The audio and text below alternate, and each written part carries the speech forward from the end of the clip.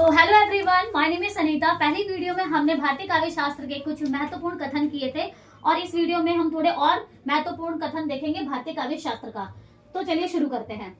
नन्हु शब्दार्थो काव्यम, ये किसका है? रुद्रट का है। अब इसको याद कैसे करेंगे? तो भगवान शिव जो है जब रुद्र रूप धारण करते हैं तो सब लोग क्या कहते हैं? न न न न न। यानी जब भगवान शिव रुद्र रूप धारण करते हैं तो सब तहस नहस हो जाता है। तो सब लोग डर के मारे क्या कहते हैं? न न न न न न, रुद्र रूप धारण ना करो, यानी नन्हा ननु। तो नन्हु शब्दार्थो काव्यम, नन्हु शब्दार्थो काव्यम, जिसका अर्थ है शब्दार्थ का समन्वय ही काव्य है। तो ये किसका है? रुद्रट का। किसका है? रुद्रट। अगला जो हमारा है काव्यम ग्रहम अलंकारता, यानी जो काव्य है ग्रहण करने योग्य है। ये किसका है? वामन का। और जिसका अर्थ है काव्य अलंकारों के कारण ग्रहण है। यानी जो वामन थे, वामन जो एक त्रेता युग में 52 उंगलियों का ब्राह्मण के रूप में रूप धारण करते हैं, जो कि बहुत सुंदर होते हैं।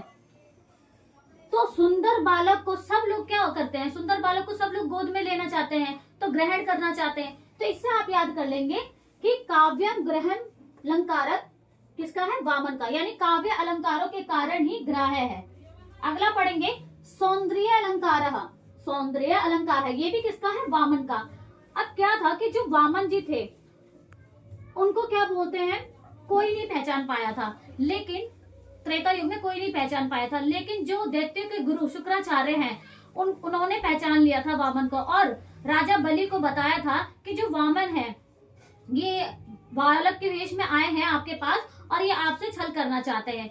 जो वामन थे बहुत ही सुंदर थे और उनको बता दिया था कि तीनों लोगों को उन्होंने नाप लिया था, लेकिन तीसरा कदम यानी कि 3 कदम में ही जो है तीनों लोगों को नाप लिया था, लेकिन तीसरा कदम पूरा भी नहीं हुआ था।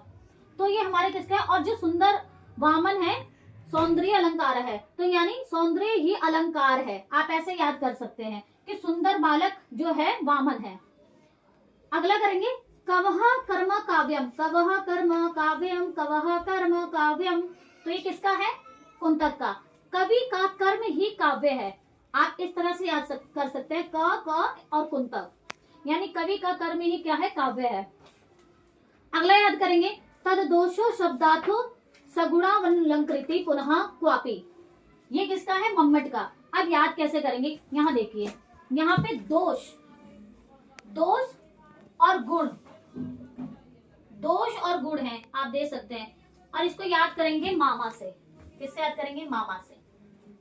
यानी कि जब मामा के घर जाते हैं तो जब बच्चे जाते हैं तो उनके दोष और गुण को माफ कर देते हैं।